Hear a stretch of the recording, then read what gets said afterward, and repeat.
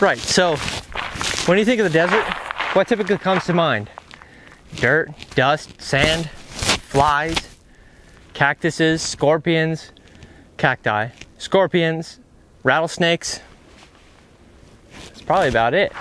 I know that's pretty much all I thought was here until I moved, and my mind has been changed. Arizona's got a lot more to offer than just those typical desert things, and today we're going to be taking a look at a few of those. The Sonoran Desert is home to about 10 to 20 species of different flowering plants, and each of them ranging in color and size and shape. They're all beautiful, and today we're going to be taking a look at them.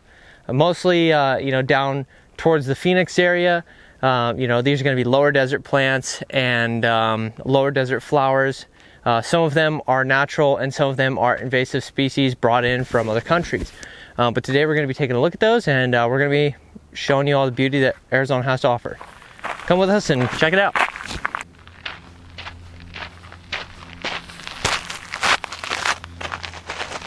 These flowers here are desert marigolds. They're usually found from elevations of 100 feet all the way to 6,000 feet. They're found in sandy, rocky, slopey areas, and they will flower from about March to November. These are really pretty, but they're kind of short lifespan, so if you're in the desert hiking, get a good look at them while you can.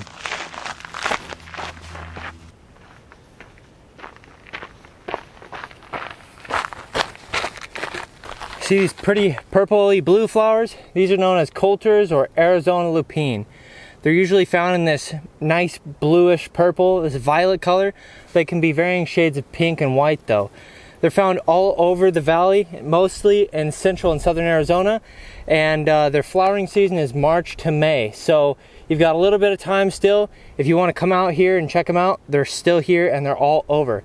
Really pretty flower, very resilient. They're all over the valley, and great splash of color to all this.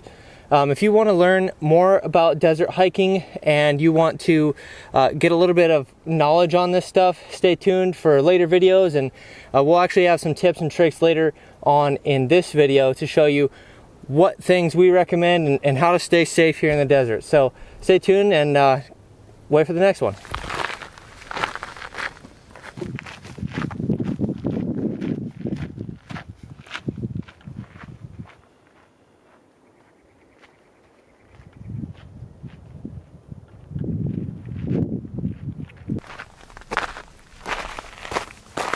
These beauties right here are known as Ocotillo. It's a Spanish word, but these are kind of by most people considered a spiny cactus, but they're really not even in the cactus family. They've got these nasty spines on all these limbs here, but they're more of just a flowering plant. In the desert you gotta have spines on you to keep you protected from predators. So, but these are beautiful. A lot of people use these as landscaping, and they just have a great pop of color after they get a nice rain. Most of the year they're going to have these long, tall, spiny branches. They're mostly going to be brown and tan, but once you get a nice rainfall, they get these beautiful flowers and they turn green and they sprout little leaves. They're absolutely beautiful. They're mostly in the Sonoran and Chihuahuan deserts. So you can see them all over Arizona and parts of northern Mexico as well. They're really pretty, but just don't bump into one because you might get spined.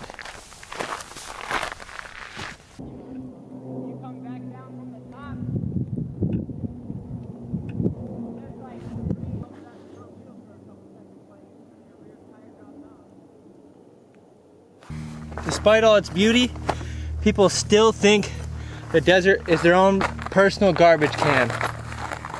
It's not good for the environment to throw things like this out, and to be honest, it doesn't make anyone happy. What a shame. Let's all do ourselves a favor and keep this kind of stuff out of our beautiful natural landscapes and our environment. So the last flower we're going to talk about here is actually kind of interesting. This all looks natural, doesn't it? Well, the thing is, this here is natural. This is something we talked about earlier. That down there is not. It's an invasive species from South Africa in Lesotho. It's called globe chamomile. It's known as a invasive species here because it comes in and strangles out other flowering natural plants.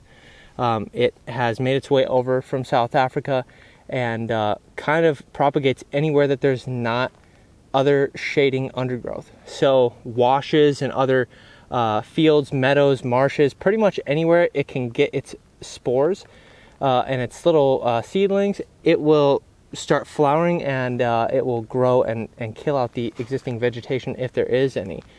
It's extremely easy to spread, and during one winter season it can go through up to 3 generations.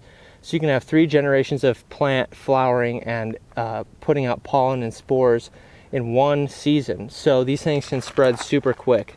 It's related to some other chamomiles that are found in southern and eastern Europe. Those chamomiles are actually used in some herbal medications, but this is not.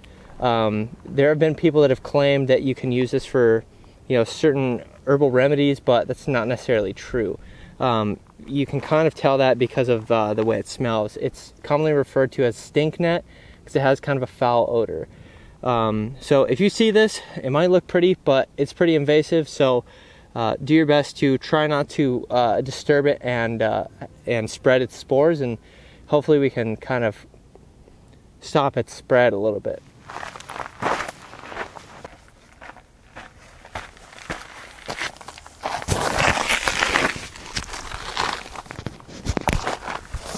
Right, so if you're going to be doing some desert hiking, there's a couple things that you're going to need to bring with you in order to hike safely and responsibly.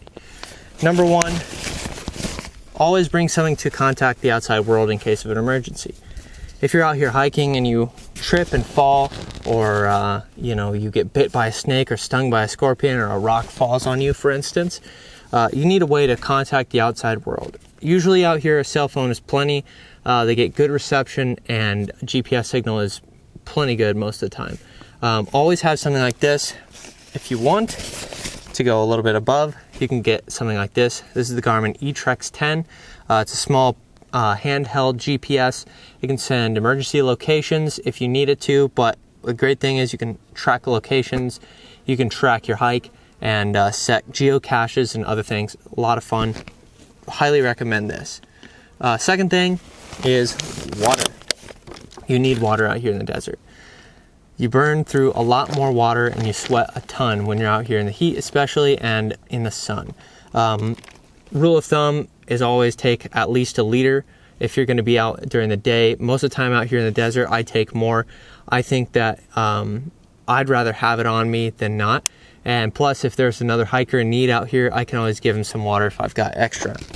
I also like to bring some snacks with me just to get a little bit of energy. Granola bars, maybe a Snickers or some Chewies, just to keep my energy going, blood sugar up, and keep that good hike going. Next thing is protection from the sun. I always wear, something like this, just a simple hat. This one I found in the street, but you can get something, from Walmart or Gander Mountain or Dick's or somewhere, and that'll do the job just as much as, or just so long as you got something that keeps the sun out of your eyes, off your face, off your neck, off your head, keep you cooler, keep your body temperature down, and make for a more pleasant experience. Next thing, I always wear sunglasses out here. It is extremely bright, and you can actually go blind from the desert sun. Most of the time that's going to happen in places that have a lot of sand, but it's still possible out here. So I always wear some glasses. As long as you have UV protection in them, you're going to be good. Next thing, I always carry a day pack. This has got my water in it and my camera equipment and other stuff. This is the REI FLASH 22. I love it. It's got, 2 water pockets on the outside, a place for a camel pack or other water bladder inside.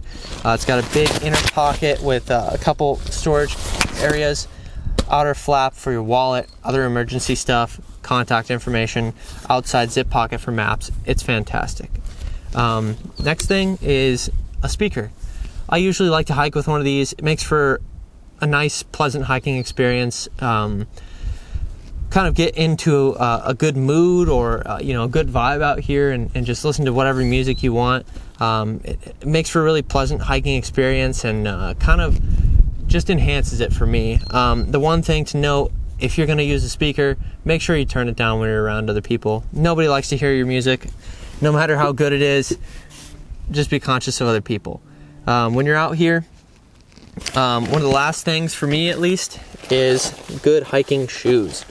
Now, these aren't probably what you're thinking when you think of hiking shoes. These are the Vans Ultra Range Mesh.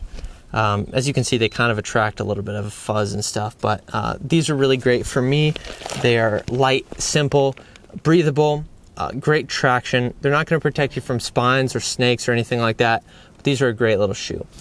As far as that goes, I'm pretty sure that's all the necessities I want to go over. And obviously you can add to your gear depending on what your hike's going to be, but these are just the essentials in my opinion.